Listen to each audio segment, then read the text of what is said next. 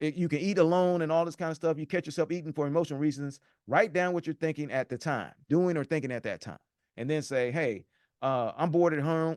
I'm worried at work. I eat this." Right? I used to do that. Right? And I was just like, you know what? Even when they let me go, I'll share this with you. Even when they let me go, I don't let people steal my joy. Right? And my therapy was at that time was retail therapy. I went to the Nike outlet, right? I was like, I'm gonna see what I can see here. And I went to the golf club, right? And I had some stuff I wanted to take back. I was like, well, I'm gonna see what this is and that and the other.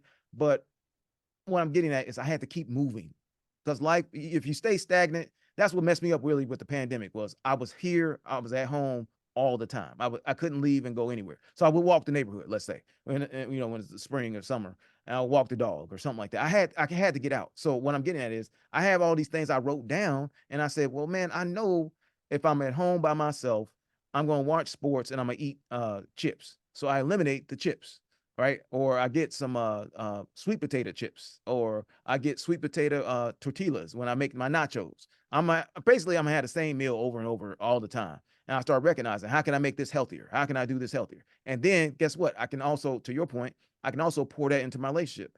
Hey, how can I make my relationship healthier? I can ask more questions. I can be there. My wife's big for being on time. I mean, even for little things. We're going to see her mother. She was like, "Hey, I want to be there at this time. It's a 45-minute drive. Da, da, da. We said we're going to be there at 12. That means we're going to leave at 11." I'm like, why do we have to leave at 11 for a 40-minute? Well, that's how she is. All right. That's important to her.